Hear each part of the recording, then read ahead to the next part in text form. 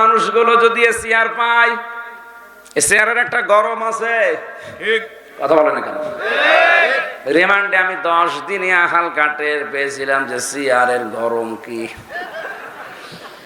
চেয়ারে যে যখন থাকে সে তখন গিয়ারে থাকে। উনি এতক্ষণ ছিল গিয়ারে ছিল, আমিও এতক্ষণ আছি গিয়ারে আছি, এই জন্য তো নামতে মনে চাচ্ছে না। না নেমে পড়বো আরেকটু ভাই। এখান থেকে আপনি হিসাব করে দেখলেন এটার বয়স প্রায় 26 বছর আর এটার বয়স 6 বছর। এই 6 বছরে মাত্র 3 দিন কোরআন হাদিস যতটুকু পড়েছে বুঝেছে, কি আচরণ করেছে শিক্ষকের সাথে, আরো কি করেছে।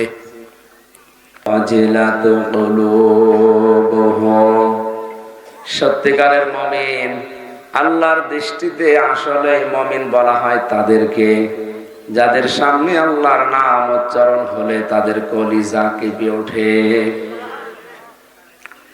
আপনি রাজনৈতিক ভাবে বিভিন্ন মতাদর্শ গ্রহণ করেছেন, এটা আমরা দেখতে পাচ্ছি।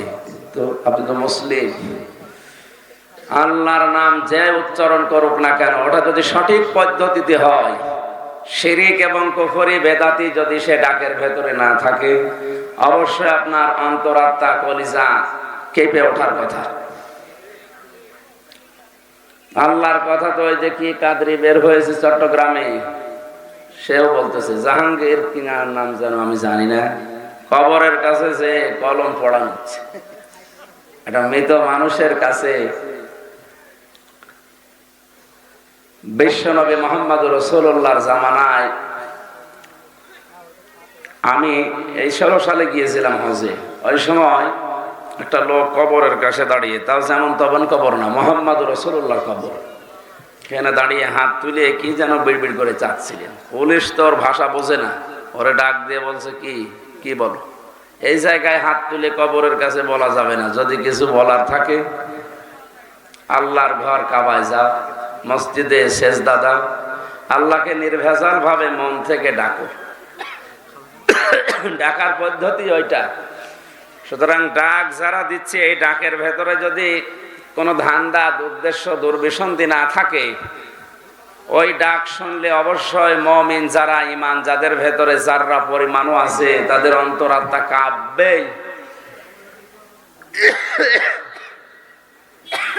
আর যাদের ঈমান নেই, ওই মানুষগুলোর অন্তর কাঁপা দূরের কথা, ওদের বৃদ্ধি বাড়বে।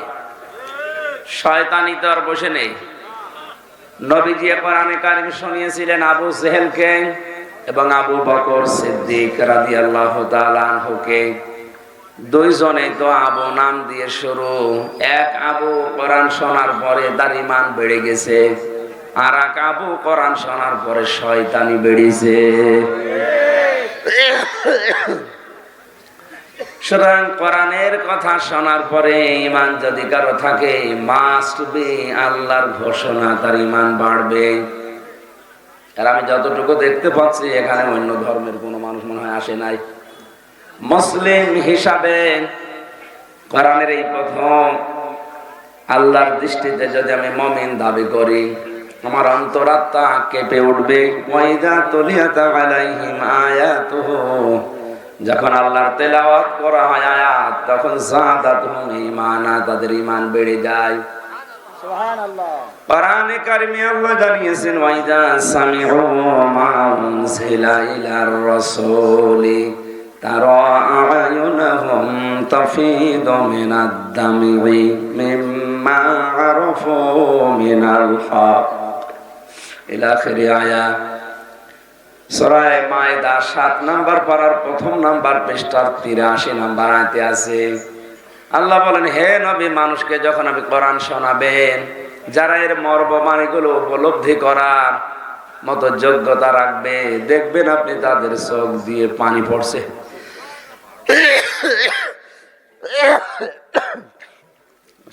শরীর তো সাপোর্ট দেয় না। আমরা এসেছি আমাদের ঈমান যা আছে যেন আরো বেড়ে যায়। আল্লাহর কোরআন শোনার পরে এটা যদি উপলব্ধি করে বুঝতে পারেন যে আসলে আল্লাহ কি বলতে চায় আর আমার জীবন কোন দিকে চলছে, আপনার ভেতরে যারা পরিমাণ ঈমান থাকলে আল্লাহ এটা বাড়িয়ে দেবে। এই যে মাস চলছে শাবান মাস, এ মাসের অনেক আমল আমরা সে আবহমান কাল থেকে শুনে আসছি। অনেকে নতুন নতুন ফতোয়া বের করছে যে শবে বরাত নামে যেটা আছে নিসফে শাবান এ বলে কিছু নেই। আমার দৃষ্টিতে আমি প্রায় 15টা হাদিস পেয়েছি তাও নির্ভরযোগ্য। আপনি এইটাকে একেবারে ইবাদত মনে করে ফরজ নামাজ সব বাদ দিয়ে, কে শুনেছিল যে শবে বরাতে এক রাতে ইবাদত করলে ও জান্নাতে না যায় আর পারে না, ও ফরজ নামাজ ছেড়ে দিয়েছে। এইটা ধরেন চাকরি পাওয়ার পরে ওভার টাইম যদি কেউ করে তার বেতন বাড়বে। 5 ওয়াক্ত নামাজ আমাদের জন্য ফরজে আইন, মাস্ট বি, পড়াই লাগবে।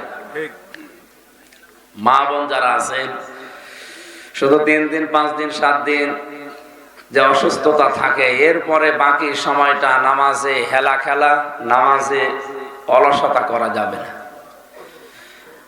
আশা করছি আপনি মরণের আগ পর্যন্ত এই ওয়াজটা ভুলবেন না যে নামাজ মাস্ট বি, আমার পড়াই লাগবে। মুসলমানদের সামনে যদি নামাজের ওয়াজ করা হয় তে আমাদের ইজ্জত থাকে না। আশা করছি ফরজ নামাজ ছেড়ে দেবেন না।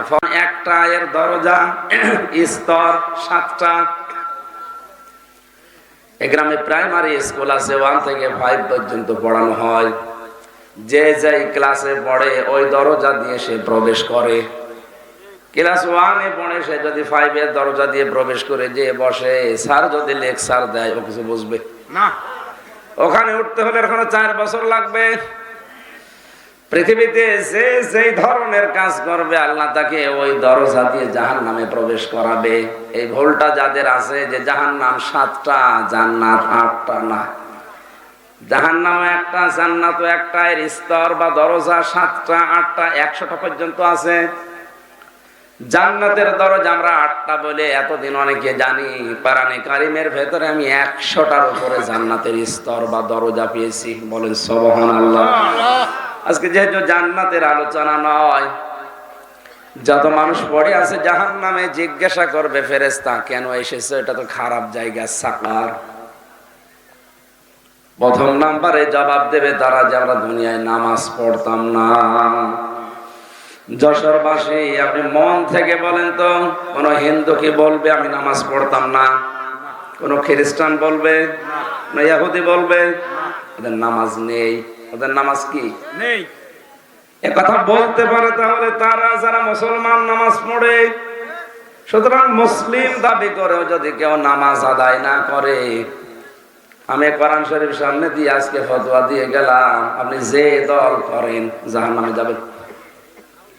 নাকি আর ফতোয়া কেউ কেউ কি বানানো লাগবে নাকি? না, টাটকা ফতোয়া। আর যে 4টা কাজ আছে, আলাউ না কোন তিমুল মিসকিন, জাহান্নামের ওই মানুষগুলো 2য় নম্বরে বলবে আল্লাহ জাহান্নামে দিয়েছে এই কারণে যে এতিম মিসকিনদের খাবার দিতাম না, দরিদ্রদের খোঁজ খবর রাখতাম না, শুধু নামাজ পড়তাম।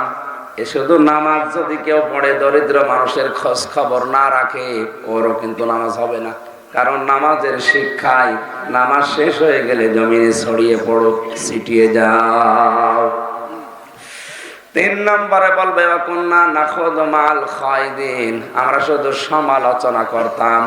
এটা তো বাংলাদেশে নেই। এটা যে এত বেশি বিস্তার লাভ করেছে, এই সমালোচনা করা, একের দোষ অন্যের ঘাড়ে চাপিয়ে নিজে ভালো সাজা, এটা হয়তো এই গ্রামে এখনো শুরু হয়নি, এখানেও চলছে। এই যে মুসলমান দাবি করার পরে জাহান্নামে যাবে যারা, তাদের 3 নাম্বার বৈশিষ্ট্য এই, তারা বলবে আমরা শুধু বদনাম করে বেড়াতাম, এর কথা ওর কাছে লাগিয়ে মানুষের সম্পর্ক নষ্ট করে দিতাম। একটা সমাজ ধ্বংস করার জন্য, একটা পরিবার ধ্বংস করার জন্য এর চাইতে মারাত্মক গুনাহ আর নেই। অথচ আমাদের এই দেশে এই গুনাহটা গুনায় মনে করে না, ও মনে করে এই আর কি, একটু ওর নামে বললামই তাই আমার এত বড় গুনাহ হবে। আর ভাই কবির বিষ আমাদের ভেতরে যে দোষগুলো আছে, ওটা যদি আপনি মানুষের কাছে বলে বেড়ান তাহলে হয় গীবত। কি হয়? গীবত। আর ওর ভেতরে যে দোষ নেই, ওইটা যদি কেউ বানিয়ে বানিয়ে ওনার নামে চালিয়ে দেয়, ওইটা গীবত না, ওটা তুহমত, ওটা আর মারাত্মক। গীবত করলে মরা ভাইয়ের গোশত খাওয়ার সমান হয়।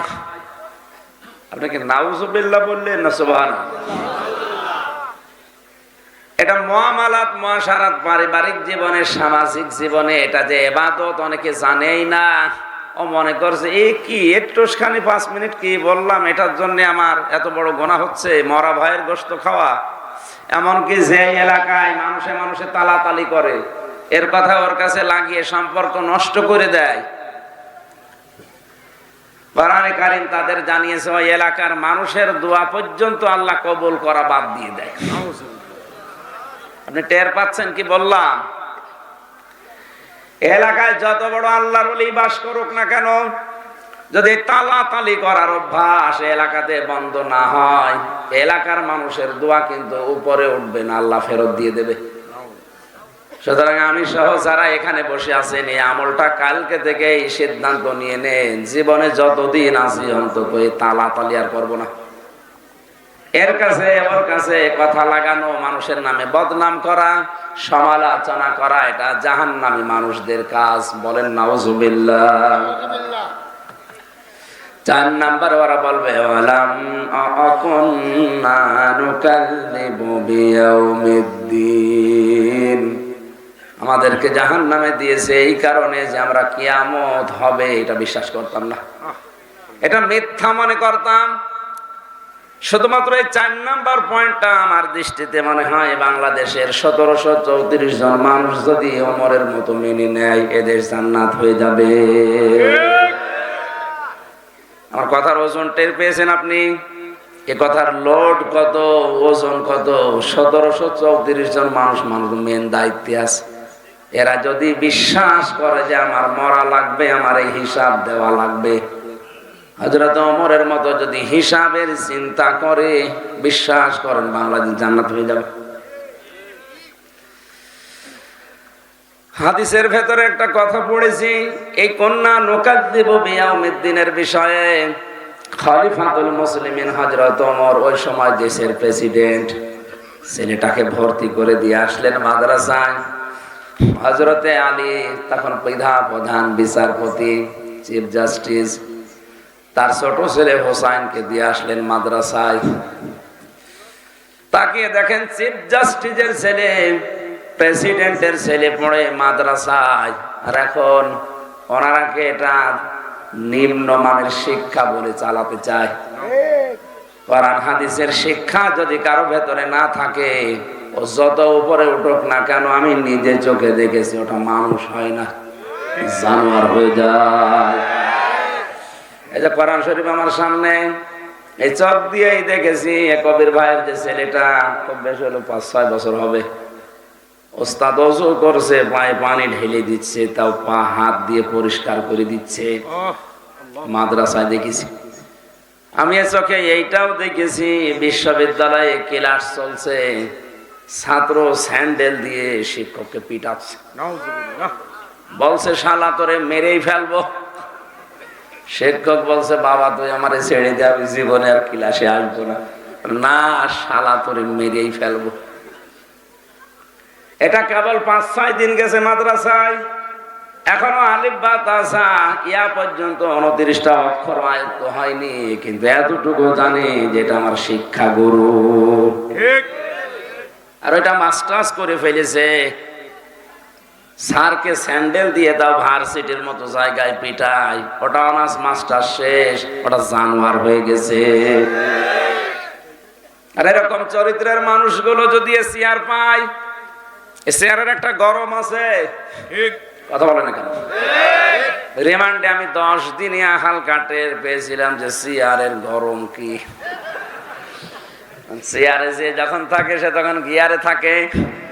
উনি এতক্ষণ ছিল গিয়ারে ছিল, আমিও এতক্ষণ আছি গিয়ারে আছি, এই জন্য তো নামতে মনে চাচ্ছে না। না নেমে পড়বো আরেকটু ভাই। এখান থেকে আপনি হিসাব করে দেখলেন, এটার বয়স প্রায় 26 বছর, আর এটার বয়স 6 বছর। এই 6 বছরে মাত্র 3 দিন কোরআন হাদিস যতটুকু পড়েছে, বুঝেছে, কি আচরণ করেছে শিক্ষকের সাথে, আরো কি করেছে, এটা জবাব দেওয়া লাগবে। এই টেন্ডেন্সি তৈরি করার জন্য হযরত ওমর, হযরত আলী দেশের সর্বোচ্চ জায়গায় থাকার পরও কোরআন পড়তে দিলেন ছেলেদেরকে। হযরত হোসাইন টেবিলের উপর থেকে কলম ফেলে দেয়, ডাক দিয়ে বলে, আব্দুল্লাহ তুলে দাও। তিনবার কলম তুলে দেওয়ার পরে শেষবারে বললেন, আমি কি তোমার খাদেম, চাকর? আমারে দিয়ে কলম তুলতে বলো। হযরত হোসাইন ওই সময় বলেছিলেন, আব্দুল্লাহ তুমি তো শুধু চাকর না, তুমি তো শুধু খাদেম না, তুমি খাদেমের বাচ্চা খাদেম, তোমার বাপও খাদেম। বাপ তুলে কথা বললে মানুষের রাগ একটু কম হয়। একবারে বাড়িতে গিয়ে বলছে, আব্বা আমি আর পড়বো না। আমারে গালি দিয়েছে ক্লাসের ভেতরে, তুমি যদি বিচার না করো ঠিক আছে, বিচার এখন না, জমার দিন করব। জমার দিন খুতবা দিচ্ছিলেন হযরত ওমর, ডাক দিলেন, হোসাইন আসো? বলে, হ্যাঁ এদিকে আসো। তুমি আমার সন্তান আব্দুল্লাহকে চাকরের বাচ্চা চাকর, খাদেমের বাচ্চা খাদেম বলে গালি দিয়েছো? হ্যাঁ দিয়েছি। কেন দিলে? আমার ভাইরা, হযরত হোসাইন ভরা মজলিসে ওই সময় বলেছিলেন, খলিফা আপনি বুকে হাত দিয়ে বলেন তো, আপনি কি আমার নানার খাদেম ছিলেন না? হযরত ওমর কেঁদে ফেললেন, কথা তার বন্ধ হয়ে গেছে। ডাক দিয়ে বলে, হোসাইন হ্যাঁ আমি তোমার নানার খাদেম ছিলাম, এই কথাটা একটু লিখে দাও। খেজুরের পাতা নিয়ে এসেছে, উনি লিখে দিলেন, আমি হোসাইন নিজে দেখেছি ওমর আমার নানার খেদমত করছে, আমার নানার খাদেম ছিল, এটা আমি লিখে সই করে হোসাইন ইবনে আলী এই নেন। হযরতে ওমর ওটা চুমা খেলেন, সন্তানদেরকে বললেন, বিচার হয়ে গেছে, বাড়ি চলে যাও। আব্দুল্লাহ ছোট মানুষ বলে, আব্বা তুমি তো এখন বিচার শুরু করনি, কিভাবে হয়ে গেল? হযরত ওমর বলে, সন্তান যে বিচার করে দিয়েছি দুনিয়া না, মরণের পর কাজে লাগবে। আমি যখন মারা যাব এই কাগজটা আমার কাফনের ভেতরে লাগিয়ে দিও। কিয়ামতের ময়দানে আল্লাহ যখন আমাকে ডাকবে জীবনের হিসাব নেওয়ার জন্য, জীবনের কিছু যদি কবুল না হয় কাগজটা তুলে দেখাবো, আল্লাহ তাকিয়ে দেখো তোমার নবীর নাতি লিখে দিয়েছে আমি নাকি নবীর খাদেম ছিলাম। এই ওসিলায় হলো তুমি আমাকে আজকে মাফ করে দাও। কিয়ামতে জবাব দিতে হবে। এই টেন্ডেন্সি যতদিন পর্যন্ত মানুষের ভেতরে তৈরি না হবে, ওর দ্বারা অপরাধ বন্ধ করা সম্ভব না। ঠিক এই জন্য মুসলমান দাবি করার পর জাহান্নামে যাবে তারা, যারা কিয়ামত হবে, বিচার হবে, আমাকে জবাব দেওয়া লাগবে। আজ আমি মিথ্যা মামলা দিয়ে যারে দাঁড় করিয়ে রেখেছি, ও একদিন আমার বিপক্ষে আল্লাহ নিজে ওকে দাঁড় করাবে। কোরআনের সবচাইতে ভয়ঙ্কর আয়াত আমার কাছে সূরা শূরা 25 নাম্বার পারা 6 নাম্বার পৃষ্ঠা 13 নাম্বার লাইনের 42 নাম্বার আয়াতটা আমার দৃষ্টিতে মনে হয়, আপনি দেখেন তো আপনার কাছে কেমন লাগে। ইন্নামাস সাবিলু আলাল্লাযীনা ইয়াযলিমুনান নাস।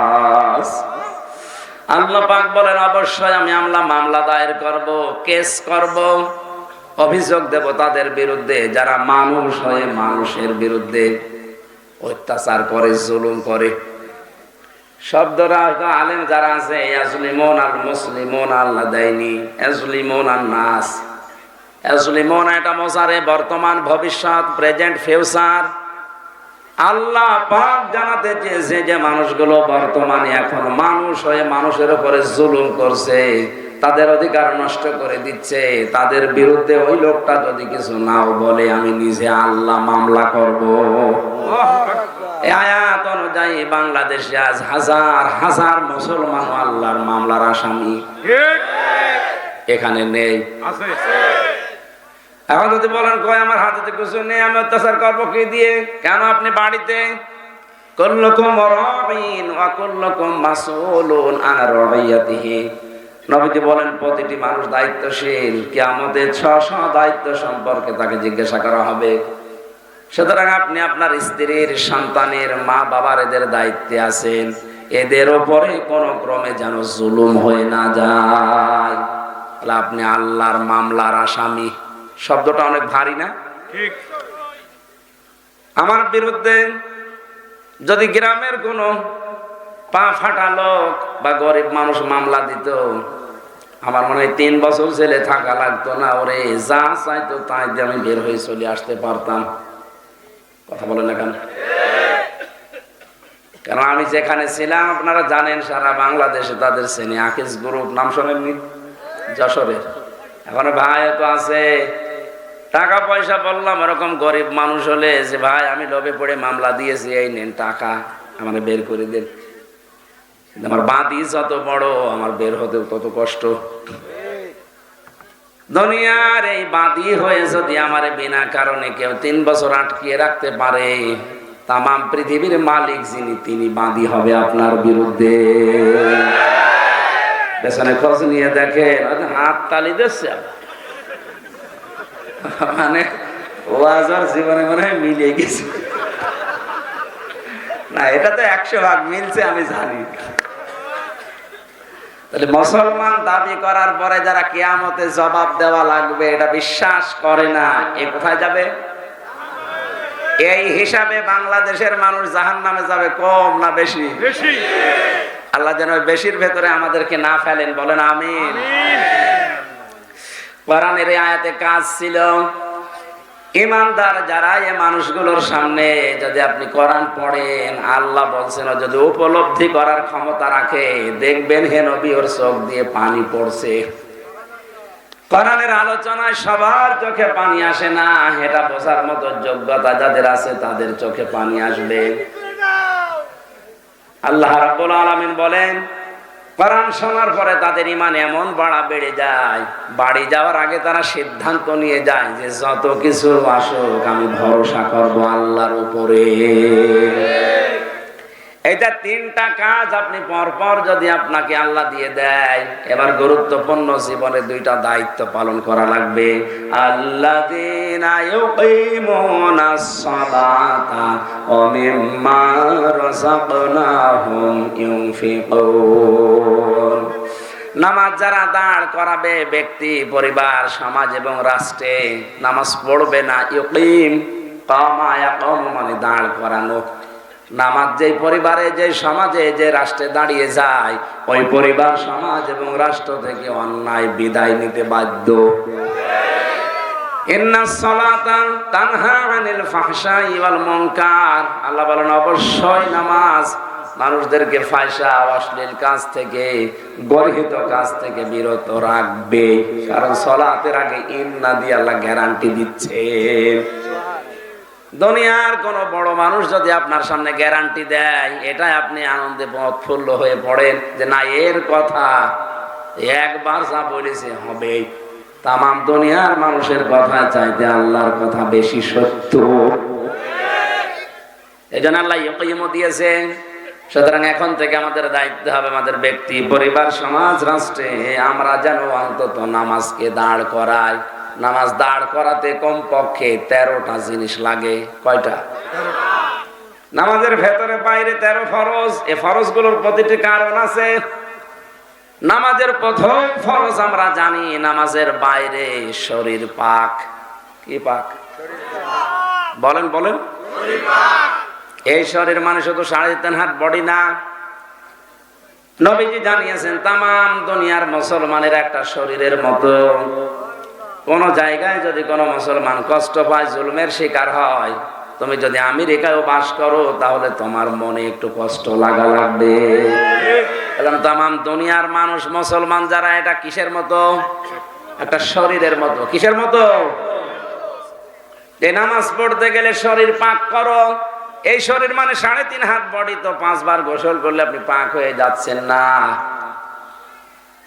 কবির ভাই তার বাড়ি থেকে ওযু করে সুন্দর করে পবিত্র হয়ে এই মসজিদে মনে করেন আসতেছে, হঠাৎ রাস্তার পাশে দাঁড়িয়ে আছে ববলি। কে? সারা বাংলাদেশে তো এখন ন্যাকেটের তালিকায় এই মহিলা আছে।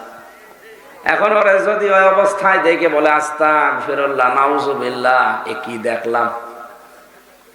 মসজিদে এসে সুন্নত নামাজ পড়ছে, আল্লাহু আকবার, সুবহানাকা আল্লাহুম্মা বলার আগে ওনার মনে হবে আল্লাহ আমি কি দেখলাম। এটা মনে হওয়া স্বাভাবিক না অস্বাভাবিক? অথচ নামাজ ভেঙে যায় 19টা কারণে। তার এই কারণ এইটা, যে নামাজের ভেতরে যদি মন এদিকে ওদিকে চলে যায়, ওই নামাজ আর নামাজ থাকে না। আপনি সুবহানাকাল্লাহুম্মা না পড়ে মনে মনে ভাবছেন কি দেখলাম, নামাজ আছে না গেছে? এখন আপনি এই বুবলিকে মেরে ফেলবেন না। শরীর পাক যেহেতু সেও একটা এই সমাজের অংশ, সেও একটা শরীরের অংশ, তার পাক করা লাগবে। আমাদের শরীরে যত অঙ্গ প্রত্যঙ্গ আছে এগুলো পাক করার জন্য নির্ধারিত কিছু নিয়ম নীতি আছে। এটা 3 বার ধুয়ে ফেললে এটা পাক হয়ে যায়, এটা 3 বার ধুয়ে ফেললে পাক হয়ে যায়, পাও 3 বার ধুলে পাক হয়ে যায়। এরকম প্রত্যেকটা জিনিস আছে। এই বুবলিকে পাক করার একটা মাত্র কারণ, সেটা পর্দা। ওরে পর্দা দিয়ে দেন। তখন আপনি যদি ওরে খাস পর্দা অবস্থায় রাস্তায় দেখেন, ও আপনার মনের ভেতরে শয়তান ওই খারাপ মন্ত্রণা দিতে পারবে না। কারণ এরকম মহিলা রাস্তায় দেখলে আপনার মনে হবে আমার খালা বা আমার মা। আর মানুষ মা এবং খালার প্রতি খারাপ ধারণা করে না। এজন্য যারা মেয়েরা বসে আছেন, আপনার মর্যাদা কিন্তু পর্দার ভেতরে। আপনি মনে করছেন না ববলি যেমন একেবারে টপ টেবিলে উঠে গেছে, আমি উঠবো, তা আপনার চেহারা কি ওর মতো? ওনার চেহারা মিহারা দিয়ে খেয়ে যাচ্ছে, আপনি কি দিয়ে খাবেন? ওগুলো খাওয়া খাওয়াই বাদ। আমরা আল্লাহর বিধান মানতে গিয়ে নিজের শরীরের যেটা ফরজ পর্দা, এটা যেন লঙ্ঘন না হয়। 14 জন পুরুষের নাম আছে কোরআনে। কয়জন? 14।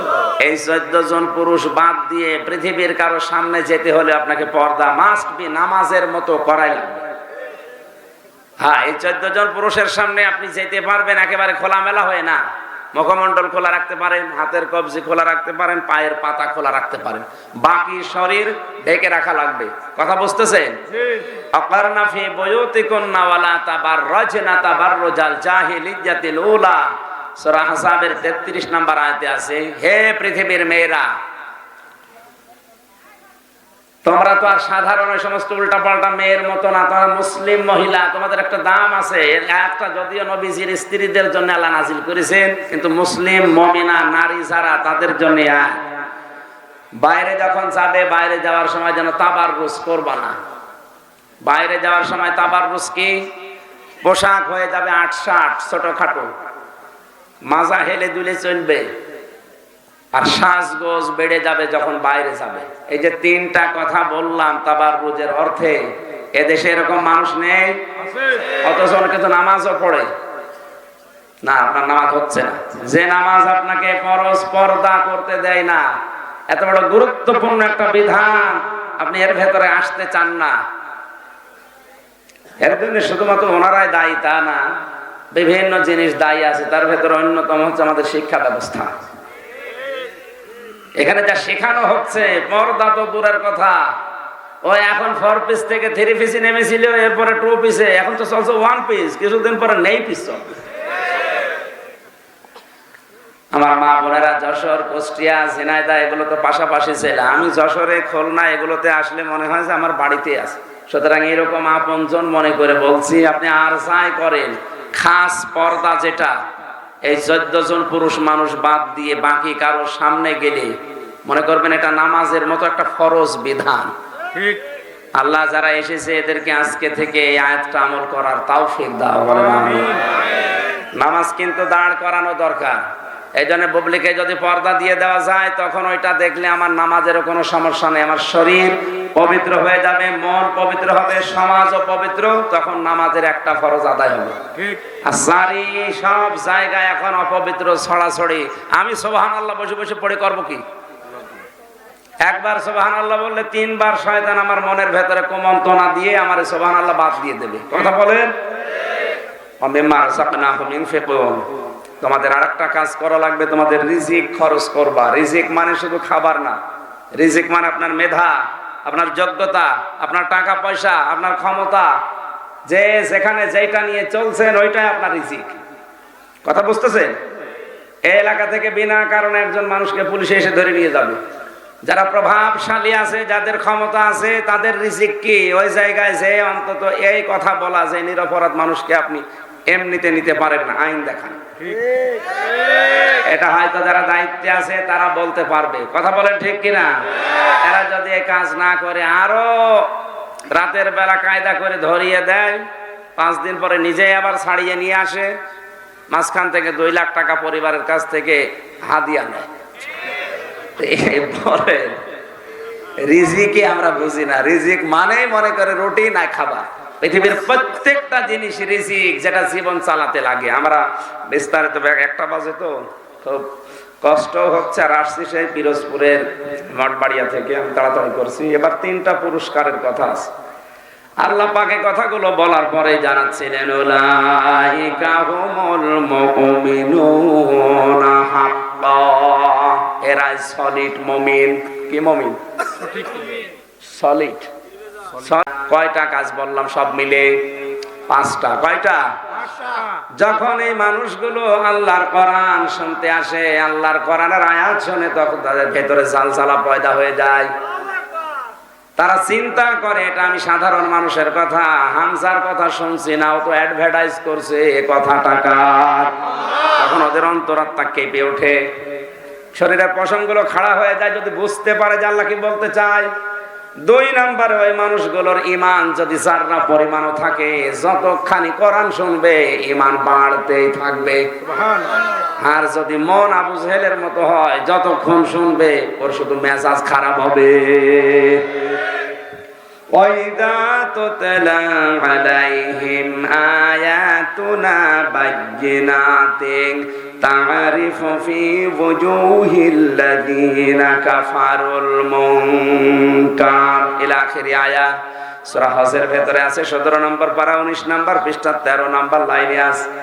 আল্লাহ পাক বলেন, হে নবী, আমার কোরআন যখন তেলাওয়াত করে মানুষকে বোঝাবেন, যারা কাফের দেখবেন ওরা আপনাকে মনে হয় খেয়ে ফেলছে, পারে না খেয়ে ফেলতে, দাঁত ছিটমিট করে চোখ বড় বড় করে রাগে ওরা চলতে থাকে। আর আমি তখন আরশ থেকে ফেরেশতাদেরকে বলি, ওর জ্বালা আরো বাড়িয়ে দে। এখানে ঈমান যাদের আছে এখানে, তাদের আজকে ঈমান বাড়বে, মাস্ট বি, বাড়বে, যাদাতুহুম ঈমানা। 3 নম্বরে আমাদের কাজ হবে কোরআন শোনার পরে এদিকে ওদিকে আর না গিয়ে আল্লাহর উপরে ভরসা বাড়িয়ে দেওয়া। ব্যক্তি, পরিবার, সমাজ, রাষ্ট্রে যেন নামাজটা দাঁড় করানো যায় সেই চিন্তা ভাবনা করে কাজ শুরু করা। কারণ নামাজ পড়ার কথা পুরা কোরআনে আল্লাহ একবার দিয়েছেন, ফাসল্লিলি। ফাসল্লিলি শব্দের দিকে খেয়াল করেছেন? ফাসল্লিলি পর্যন্ত আল্লাহ দেয়নি। ফাসল্লিলি রব্বিকা, নামাজ যদি পড়তেও চাও তোমার রবের নামে পড়া লাগবে। কার উদ্দেশ্যে? আজ অনেকেও নামাজ পড়ে বিভিন্ন উদ্দেশ্যে। অনেকের বিয়ে হচ্ছে না, মনে করছে নামাজ কালাম ধরি, অনেক মেয়ের বাপ হয়তো রাজি হবে যে ছেলেটা নামাজি। এদের নামাজ পড়ার কথা আছে মাত্র এক জায়গায়, তাও কিভাবে? রবের জন্য। কার জন্যে? আর রবের জন্য কেউ যদি নামাজ শুরু করে, কিয়ামত হয়ে যাবে, ওকে নামাজ ছাড়াতে পারবে না। আর নামাজ পড়ার কথা এক জায়গায়, কায়েমের কথা 82 জায়গায়। কয় জায়গায়? এই একটা জায়গায় শুনে কত মানুষ অন্তত নামাজ শুরু করে, আমরা রমজান আসতেছে শুরু করে দেবে, কিন্তু কায়েম করা যেটা ওটা ওইটা না। আপনি একেবারে কাতার থেকে শুরু করে শেষ পর্যন্ত যা করছেন, প্রত্যেকটা ওঠা বসা, তেলাওয়াতে, দোয়াতে, তাসবিতে একটা একটা করে শিক্ষা আছে। এই শিক্ষাগুলো যখন নিজের স্বাধীন হাত, বডি সহ পরিবার, রাষ্ট্র, সারা পৃথিবীতে ছড়িয়ে দেওয়ার জন্য এককভাবে দাঁড়ানোর সিদ্ধান্ত নেবে। 50 জন মানুষ এখানে নামাজ পড়ে, এরা কাতারে দাঁড়িয়েছে। কাতারের ভেতরে যদি মনে করেন যে আওয়ামী লীগ, বিএনপি, জামাত 3 জন দাঁড়িয়েছে, ওকে নামাজে দাঁড়ানোর পরে গোতা দিয়ে বলবে তুই আওয়ামী লীগ করিস, পেছনে কাতারে যা, বলবে? আল্লাহ বোঝাতে চায় এখানে যেমন কাতারবদ্ধ হয়ে আছো, কোনো সমস্যা হচ্ছে না। এই শিক্ষাটা নামাজ শেষ করে যাওয়ার পরে দুনিয়াতে ছড়াবা। এখন 57টা মুসলমান রাষ্ট্র, এই কাতারবদ্ধ হয়ে অন্যায়ের প্রতিবাদ করা লাগে, এটা যদি নামাজ থেকে আমরা শিক্ষা নিতে পারতাম, পৃথিবীর কোন মুসলমানের উপর অত্যাচার হতো না। বিশেষ করে এই যে ফিলিস্তিনের, এটা অনেক আগেই বন্ধ হয়ে যেত। কথা বলেন? তাহলে আমাদের নামাজ কায়েম হচ্ছে না। লক্ষ লক্ষ শব্দ এক একটা আয়াতের ভেতরে আল্লাহ লুকিয়ে রেখেছেন। এবার আমরা পুরস্কারের দিকে যাচ্ছি। যেহেতু এরা সলিড মুমিন, এদের প্রথম পুরস্কার লাহুম দারাজাতুন ইনদা রাব্বিহিম, এদের মর্যাদা তাদের রবের কাছে এক ধাপ বেড়ে গেছে। আমাদের আর যায় আছে মাগফিরাতুন, 2 নাম্বার আল্লাহ তাকে মাফ করে দেবে, রিজকুন কারীম 3 নম্বরে সম্মানজনক রিজিক মানে জান্নাত। সম্মানজনক রিজিক মানে কি? জান্নাত। এটা আল্লাহ তার জন্য বরাদ্দ করে দেবে। বিশ্ব নবীকে আল্লাহ বরাদ্দ করেছিলেন কি? কাউসার। কি? কাউসার। ইন্না আতাইনা কাল কাউসার, হে নবী আপনাকে আমি কাউসার দিয়ে দিলাম। কাউসার মানে মনে করে ওই হাউজে কাউসারের পানি। কাউসার শব্দের ভেতরে 99টা পয়েন্ট আছে, তার ভেতরে অন্যতম হচ্ছে শাফাত। শাফাত করার সুযোগ বিশ্ব নবীকে আল্লাহ দেবেন। এরকম অনেকগুলো তাফসিরে আছে। কাউসার মানে শুধুমাত্র এই পানি না, কাউসার মানে সন্তানাদি, কাউসার মানে শাফায়াত করার ক্ষমতা, কাউসার মানে আপনার যোগ্যতা, মেধা, বাস্তবতায় যা লাগে উপরে উঠতে সবগুলো কাউসার। এগুলো আমি দুনিয়ায় দিয়েছি, আর কিয়ামতে এই হাউজে কাউসারের একচ্ছত্র মালিকানা আপনার নামে আমি লিখে দিলাম। সুবহানাল্লাহ। এজন্য ওই সম্মানিত রিজিক পাওয়ার জন্য এই 3টা পুরস্কার আল্লাহ যাদেরকে দেবেন, এই কাজগুলো আমাদেরকে দেওয়া, বাস্তব জীবনে করা তৌফিক দেন। আমিন। সালাতে বললে আমি ঘন্টা 2, 4, 5 চালাতে পারবো, কিন্তু মনে হয় ঠিক হবে না। এখন 1টা বাজে, এরপরে তাহাজ্জুদ পড়া লাগবে কিছুক্ষণ পরে, এরপরে ফজরের নামাজ, এরপরে কর্মজীবন আছে। চারদিক থেকে তাকিয়ে আর আমার যে জার্নি আজকে, বাবা বাবা, আমি মাপ চাচ্ছি, কণ্ঠ সেরকম সাপোর্ট দিচ্ছে না। আগামীতে যদি সুযোগ পায় আর আপনারা যদি নিয়ে আসেন ইনশাআল্লাহ, তখন আমি আরেকটু আগে উঠে কথা বলবো। বারাকাল্লাহু লানা ওয়া লাকুম ফিল কোরআনিল আযীম। আজকে ডবল মাহফিল ছিল তো, বাগেরহাটে একটা, পিরোজপুরে একটা। শুধু কবির ভাই আমি তো জানতাম না, পরে যে মোহসাইনকে মানে কল দিয়ে এখানে নিয়ে এসেছে। আমি গাড়িতে ঘুমিয়েছিলাম, ঘুম থেকে উঠে যাচ্ছি যশোর। আল্লাহুম্মা আমিন। আল্লাহুম্মা আমিন। ربنا ظلمنا أنفسنا وإن لم تغفر لنا وترحمنا لنكونن من الخاسرين رب العالمين। সারা জীবন অপরাধ করে জীবনটা নষ্ট করে ফেলেছি।